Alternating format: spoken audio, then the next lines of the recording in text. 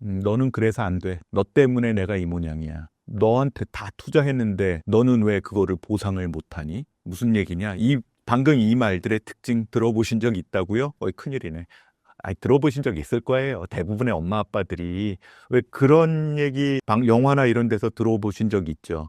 미안해, 그때는 내가 잘못했었어. 엄마가, 나이 먹은 엄마가 나이 든 딸한테 그런 얘기 가끔 하잖아요. 그러면 그 여주인공이 독백하잖아요. 나는 그때 미처 몰랐었다. 그때 그 엄마도 젊은 여자였던 거를, 아니면 나이 어린 여자였다는 거를. 사실은 우리가 어린 시절이라고 얘기하는 게, 예를 들어 제가 뭐 4살, 뭐 5살, 3살이라고 하면 그 당시 기껏해야 부모 나이도 아직 30대 중초반이야. 아니면 뭐 기껏해야 30대 중후반이지 뭐. 아직 젊은 성인이었다는 거죠. 그분도 그분의 감정이 있고 본인의 스트레스가 있고, 이제 우린 알잖아요. 나이 50이 넘고 40이 넘고 70이 돼도 다 마음이 성숙한 건 아니라는 걸 알고 있잖아요. 근데 어린 시절에는 특히 뭐 10세 미만의 그 훈육을 받고 그 부모한테 절대적으로 의존을 하는 시기에는 부모의 영향을 절대적으로 받을 수밖에 없죠. 근데 만약에 그런 친구한테 뭐 육체적인 폭력은 그거는 뭐 말할 것도 없고, 그건 말할 것도 없고, 언어적 폭력을 일삼는다든지 본인의 감정적인 스트레스에 배설거로 삼는다든지, 왜 부부싸움만 하고 나면 딸아들 모아놓고 남편 욕하는 엄마들 있잖아요. 이런 거면 최악이거든요. 그러면 그 딸은 남자에 대해서 참 좋은 생각 가지고 살겠다. 그리고 그 아들은 어떻게 생각할까요? 내 스트레스를 자녀한테 전가하는 행위, 이거는 하면 안 되죠. 원래 직장 상사가 자기가 스트레스 받았다고 직장 부하한테 자기 스트레스를 전가하면 어떻게 돼요? 직장에서 잘리죠? 엄마는 안 잘리잖아. 엄마라는 이유로 나는 내 맘대로 내 자식한테 해도 돼? 그건 절대 아닌 거예요. 자식은 부모의 소유물은 절대 아니거든요. 자식은 내가 원해서 이 엄마 아빠한테서 태어난 게 아닌데 오히려 엄마 아빠가 지들이 좋아서 난 거잖아요.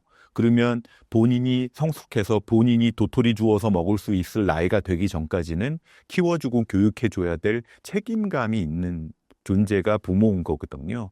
근데 그런 부모가 자녀한테 너 때문에 내 인생이 망가졌고 나는 스트레스 받았으니까 네가 내 욕을 받아줘야 되고, 심한 경우는 그 자식을 때리는 부모들도 있잖아요. 자기 스트레스에 겨워서, 아이가 잘 되기 위해서가 아니라, 애가 100원짜리 훔쳤다고 엉덩이 때리는 게 아니라 자기가 화났다고 애를 혼내는 그런 부모들도 있어요. 그런 부모는 뭐 미국 같으면, 외국 같으면, 뭐 우리나라도 요새는 잡아가죠, 부모를. 아니면은 분리를 시키던지. 근데 사실은 그렇게 미처 드러나지 않은 상태에서도 공공연하게 자식한테, 꼭 나쁜 의도는 아니지만 미숙함으로 인해서 자녀한테 본인의 감정의 약한 부분을 이렇게 쓰레기통 비우듯이 털어놓는 부모들이 있을 것 같아요. 그거는 자녀한테 본인의 힘든 부분을 물려주는 거랑 같아요. 가끔 그런 친구들이 있어요. 우리 친구들 중에 보면 되게 그냥 평범한 중산층의 집안이거나 아니면 그렇게 큰 부자 아닌 집에서 태어났는데, 자식들 보면, 그렇다 그래서 뭐 자녀한테 돈을 많이 투자한 건 아닌데 자식이 굉장히 좀 여유롭고 마음도 되게 풍족하고 책도 많이 받고 되게 좀 여유 있고 너그럽게 성장한 친구들이 있는 반면에, 얘는 꽤 부잣집 자손인데 되게 돈돈돈돈거리고 되게 뭐랄까 좀 이렇게 각박하게 좀 이렇게 가난하게 자란 애들이 있어요. 그거는 부모의 영향이죠. 저한테 다니는 분 중에도 뭐 친구들 중에도 있죠. 자기가 보는 나이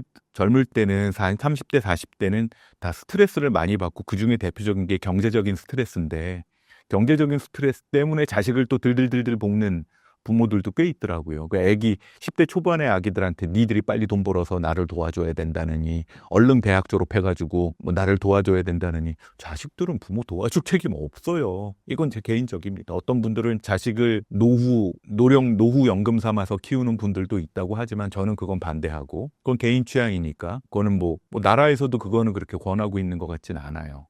근데 본인의 심리적인 배설구 플러스 노후의 일종의 보상으로 자녀를 대한다면, 그거는 자녀를 벙들게 하거나, 만약에 그 자녀가 정말 착하고 순진한 자녀라면 굉장히 큰 부담을 가지고 자랄 것 같아요. 나이 먹고서도 굉장히 큰 부담을 가지고 살게 될 거라는 걸 잊지 않으셨으면 해요. 여러분들 이 중에는 부모님들도 계시겠는데, 내 자식이 마음 편하고 훨훨 날개 자랄 수 있는 만큼 다 본인 날개 키워서 본인이 날 수 있는 만큼 자유롭게 날아다니게 하고 싶잖아요. 나는 자라면서 미처 그런 여유가 없어서 날개 충분히 못 키웠고 충분히 못 날아다니는 어른이 됐지만 내 자식은 그렇게 키우고 싶잖아요. 그러면 지금 그렇게 대우해 주세요. 돈 많이 주고 마음대로 하게 해주란 얘기는 아니에요.